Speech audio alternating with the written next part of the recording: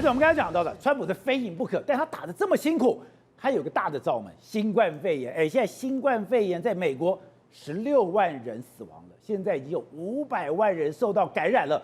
哇，这个对川普来讲再大压力，他连口罩都要戴上了。可是我也发现，美国人也太不爱戴口罩了吧？所以我觉得川普在这件事情上真的非常糟糕。你知道他最近这1、2天最新爆出来一个好笑的事情是，他竟然公开讲说小孩子几乎是免疫的，而且他在 Twitter 发出这个讯息，搞得 Twitter 跟 Facebook 全部都下架他的这个相关内容，又被下架了。那就是因为川普从头到尾都是这样子 get 10-10，好像觉得那个新冠肺炎、武汉肺炎根本是假的，搞得现在整个美国的疫情不仅第1波没有走，第2波又再来，有多少人为了不戴口罩上演就是整个这个街头的生死战？我不戴口罩，我这样子我走上街头，别人就会说你怎么可以不戴？这个情况非常，你看这个。你说现在美国已经为了要不要戴口罩开始有冲突了，很多。你看这个人就是他不戴口罩，他跑进店里面，就有人检举他说他不戴口罩。结果你知道现在都拍的是什么？是警察拿着那个电击枪直接指着他，结果他还在跟警察打赛一下。你看他就是不戴口罩，他嘴巴上完全没有口罩。结果后来警察就俩拱就直接电他，你看。这电枪射出去的，电他，莫非 K？ 所以现在你进到公共场所，你也要戴口罩。但是美国就是有些人不戴口罩，你被警察警告了，他还呛香。对呀，还呛香，所以他现在就直接，现在真的就是美国这个疫情为什么会搞到那个警察要？所以刚刚讲的美国警察也耍狠了，耍狠了，没有办法。你看，他也是很多人叫他戴口罩，他还是不戴口罩啊。他还是跟他讲说，这是我的自由啊，你不要管我啊，为什么你要管我？这戴不戴口罩是我的自由啊。但怎么可以这样？人家也是直接就开始，所以这个女人也被电击枪打倒了。是，现在那个整个美国是非常铁腕的在进行这个，因为他们整个疫情完全不戴口罩，你还跟警察呛香，这也是很扯。他也是在一个购物中心里面，这2个女的为了他要不要戴口罩这件事，整个很打。你看那个女的在我们面对我们这个女的，她就是不戴。另外来，哇，整个真的是狙击手，你看。有没有？你看他们随便那个美国一个大妈打成，你看，哇塞！所以你说中国怎么敢跟美国开战？随便美国一个大妈毛起来往你的头部打，所以你看这更可怕。你戴口罩还打人？现在整个美国不分男女老少，不分年纪，不分种族全部就是变成是为了口罩要不要戴口罩开始上演街头的生死战。其实我们很难以想象。所以有些人真的已经觉得非常问题大了，所以就一定要戴口罩，不但自己戴口罩，要别人戴口罩。但有人就是死不戴口罩。对，而且这些很多不戴口罩的，不知道为什么感觉像这个也是，他不戴口罩，人家不让他进，他竟然吐口水。哎呦，好恶心哦！而且你知道吗？他就开始在讲，就说比较是类似支持川普的，就不知道为什么他们会把这个，就说你现在严重侵害到我的自由，你怎么可以这样？然后就开始，而且又再吐了1次口水。你说你不戴口罩，我不让你进来，你不进来，他就在外面嚣张。是，而且就是的话，这个是我刚刚看到吓到，你知道吗？因为他不戴口罩，别人就叫他你要戴口罩，结果他竟然把他裤子脱了，他口罩不戴，竟然裤子都脱了。那后来就有人跟他说，旁边有小孩，请你把他就打人。他打那个妇女，你知道为什么他打那个妇女吗？那个妇女说，请你把裤子穿起来，因为旁边有小孩，你不可以在这边露脸。结果他就生气，他就直接打他，所以现在变成是你不戴口罩，你还随便乱露你的下体，然后就引发这种很荒谬的一种。在美国为什么不戴口罩闹成这个样子？你真的是非常难以想象。那他们就觉得好像会把不戴口罩这件事变成是我个人自由，你凭什么？就是说，你看现在人家就在他也是不戴口罩，然后人家就开始就讲说，你不可以这样子啊，你应该要戴上口罩。搞到后来警察都来，你知道吗？直接逮捕他。因为现在美国疫情非常严重，已经有3个州的那个确诊病例都超过50万人了。佛罗里达州现在确诊病例竟然高达52万人，加州第1名也是高达53还54万人。然后你现在还面临这样的情况，还有人不戴口罩，你看又一个。他不戴口罩还就给人家呛瞎，就是还跑到人家那边去，然后给人家。都在开车，人家讲你要戴口罩。他就去打人家。是啊，因为他们真的非常奇怪，他们就现在就把不戴口罩这件事变成是他的个人自由，你侵害到我个人自由。可是说一句实在话，你就算你为了自由，你生命都可抛，你可给吸力可给耶，你干嘛传染给别人？所以别人也其实只是为了自保，所以要求他戴口罩。你看，他在他车子里面，然后人家就跟他讲说，你可能就是应该也要戴口罩，但他完全也是跟人家直接，而且你不戴就算，你开车酒桌上你吐口水，对他们这些人都这样。他现在就会朝着人家吐口水，他就是会认为说，要不戴口罩是我自由啊。然后好，那你大家就算了嘛，关起门来，那你竟然还跟人家吐口水。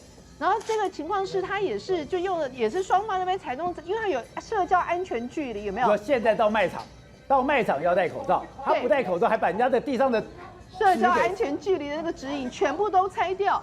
所以这个就很夸张啊，就是你不遵从这个游戏规则哦。这个是一个 YouTuber， 他的 YouTuber 呢，他完全无视于他们当地的一个市井，结果他在他家邀请上百人来这边开 party。你看这些所有死年轻人，西亚迪亚没有人戴口罩，然后呢家里不知道为什么还有那个那个推土机之类的，对，然后呢还这边完成这样。后来你知道吗？当地的后来州长执法人员直接冲进他家，就跟他讲说，你怎么可以这样？你完全违反了这个相关的规则。而且说美国的新冠肺炎止不了，知道？现在美国其实真的也是屋漏偏逢连雨，现在很多的问题都跑出来。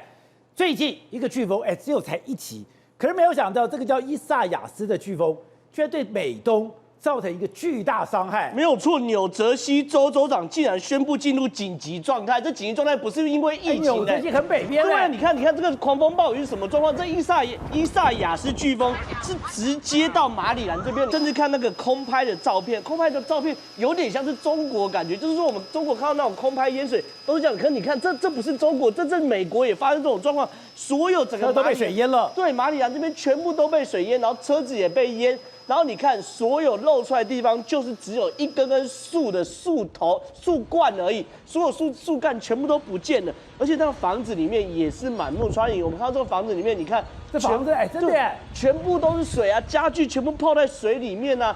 然后呢，其实我们一直以为风灾下雨只有淹水，对，没有，下雨都会伴随着电线走火，所以也出现这种火灾的状况，连火灾都发生了。所以说现在整个状况非常非常严重嘛，甚至我们还看到有那种狗被树都砸到那个状况，那个狗，你看那狗是很辛苦的，然后在那边走，结果呢，你看狗也要跑，对不对？结果树就真的是倒下来，就你看树倒下来就把狗砸到了，所以真的这个风是真的非常大，那狗是真的蛮可怜的，跑都来不及跑，对，真的来不及跑。然后那个树木后面去拍到那种所有树都很看满目疮痍，像是有巨人在这边打架的感觉，这代表这风有多大呀？对啊，是所有树都连根拔起，因为这种树其实坦白说不是浅根的嘛，不是槟榔树那种。如果连这种深根型的树都被吹倒的话，确实这个风应该非常非常大，甚至连那我们飓风啊，我们在中国看到有那种铁皮屋飘走状况，你看也在美国重新复制这个状况，房子被吹了。对，因为中国的房子其实都是单独的，美国房子都是单独的房子，都跟台湾不太一样，没有什么地基什么的，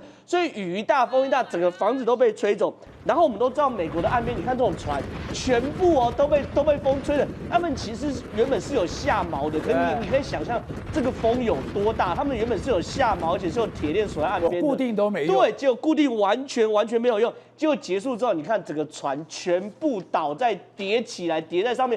船是一艘船叠一艘船，一艘船叠一艘船，完全挤成一团，就表示它连那种固定的粗麻绳全部都断掉了。而且甚至除了飓风之外，竟然也产生了龙卷风。而且这个龙卷风在纽约啊、纽泽西啊各地都发生龙卷风的状况。我们现在看到是纽约龙卷风的状况，这不是在拍电影。真的也发生这种龙卷风的状况，在海上形成龙卷风，水龙卷，而且这在海上还好，因为是水龙卷，只是壮观而已。可是纽泽西既然是在市区发生，你看所有的房子全部都被摧毁了，然后呢，整个房子有非常多的房舍全毁，所以在那个龙卷风肆虐之后，你看又有飓风又有龙卷风肆虐之后，那个家庭真是满目疮痍。你看这是空拍状况，所有的都是满目疮痍，然后房子全部不见。难怪他讲说这是60年来整个美东最大的一个飓风伤害。对，而且甚至有非常树是连根被龙卷风拔起的。你看到那真的会起鸡皮疙瘩。你看这些树都是连根被拔起的，它不是吹断，而这是龙卷风向上拉的力量，拉到把这树连根拔起，然后地上你看那个所有的土啊，然后水泥全部都裂开，就表示这个风真的很像是一个巨人从空中直接把树拔起来的感觉，而且甚至连车子都不能幸免。你看这车子全部为什么会叠在一起？是因为它被风吹起来，龙卷风经过它被吹起来，后来又掉到其他车子上，所以美国现在真的是多灾多难。好，董好，刚才讲到的。现在中国人民解放军，你现在军备有问题，你有贪污的问题，所以你现在能不能打仗是个问号。一个台湾最初的一件事情，也暴露是台湾的伙食也太差了吧？现在有一个金六节的新兵说，我突然闻不到味道了，我突然没有嗅觉了，我突然没有知觉了，很紧张，赶快送到检验是阴性的，就很多就留言，是不是很多人在金六节当过兵的留言？你没吃过金六节的饭吗？金六节的饭就是没有味道，在金六节吃饭就是没有味觉，就是没有嗅觉。如果你闻到味道，那问题才大了嘞。没错，当兵不比在家，当兵的时候什么事情你都不要太计较。你说金六节，你知道那个新兵说他失去嗅觉的时候，我吓坏了，你知道吗？你吓坏了，把整个宜兰都吓坏了。因为失去嗅觉是新冠病毒典型的症状。对，好一好，没事，虚惊一场。好，可是为什么会这样子？他为什么失去嗅觉？因为部队的东西难吃，为什么？大锅炒、大锅饭嘛，大锅菜嘛。你不要怀疑，因为呢，我自己有很多子辈啊，有的是从美国回来的，有的是呢，美国因为现在不能上课啦，甚至有人决定休学，干嘛？先把4年兵役当完，这一波最近都陆续入伍了。你知道他们回来，他们现在的部队这个新兵训练不一样哈，礼拜六、礼拜天是放你回来的哦。回来之后，你知道这些小孩子啊，年轻的小朋友啊，你知道正在长身体的时候，他们都在干什么事情？他要他家里的人啊，带他干嘛？吃肉，吃肉。我说你在部队没有肉吃吗？他说有啦，但是青菜比肉多。难怪看到很多人就开始贴，在这个金六节吃的东西还真烂呢。我都想说青菜比较贵啊，可你知道这些人是在消耗体力，20出头岁的年轻小伙子在长，身体还在长。可是你能想象他烂到什么程度吗？最简单，他还是要给你肉，对不对？猪脚的毛一定拔不干净啊，带毛的猪脚。部队里面的伙食，猪脚这30-40年来从来没有干净过，所以猪脚拔不干净，我可以接受，因为我自己当兵的时候也一样。好，可是有一个问题来了，奶黄包跟这个菜里面如果发现蟑螂腿，你有什么感觉？奶黄包加上啊，你看套水蟑螂啦，这个是九曲堂限定的，九曲堂也是一个新训中心。然后你想想看哦，我们平常看这个就是有人贴上去，是这金六节的伙食，金六节的菜。金六节的菜，刚刚讲这个是国防部发言人贴的，是国防部吃的，跟金六节新兵吃的也差太多了吧？当然差太多啊，因为你看到那个中间那一块，不知道是什么排，是鱼排还是什么排，那一个就是它唯一的肉，其他的全部是菜。然后你知道它伙食一天多少钱？一天大概90出头，90出头你乘以除以3餐嘛，一餐早餐会便宜一点，所以它的中餐跟晚餐加起来一定就是到40块左右。40块，你希望怎么样？所以呢，它的猪脚一定带毛，没有时间给你处理。它的东西，所有东西，香肠一定是最便宜的。它的玉米汤呢，会有紫色的。所以我们看到了很多金六节留言说，新训的菜本来就需要味觉上市才吞得下，金六节的餐点从来没有美味可言，吃得出味道你才要担心，那美味到底是什么东西？没错，因为吃得出美味的时候是什么状况呢？一定是酱油放很重。一定要用很浓的味道把它压掉，或者酸辣汤，你喝到那个很酸的时候，你就要小心了。我们部队都有经验，只要是酸辣汤特别酸得很怪的时候，你就要发现什么？怕什么？酸掉坏掉了。好，那部队笑话讲很多，这个部队就这么一回事。部队最喜欢干嘛？梅干扣肉，但是呢，它的梅干扣肉很少，梅干菜多，扣肉很少。但是有没有点油水？有啦，这就是兵跟官的差距。所以说新六节今天发生一个新兵，因为嗅觉没有了，赶快去兽医，不是他感冒了，是金六节的菜太烂了。不只是金六节啦，你要知道这些小孩子今天来讲，在家里哪一个不是宝？你到了部队以后，他哪里吃过这样的东西？奶黄包的那个奶黄，那个根本是冷的，或者是什么，根本是化合的。你怎么知道他以前吃的奶黄是长成这个样子？永德软骨素胶原定5大关键，呵护爸爸行动不卡关。现在加入会员，再送8800振兴优惠券，详情请洽0809097788，0809097788。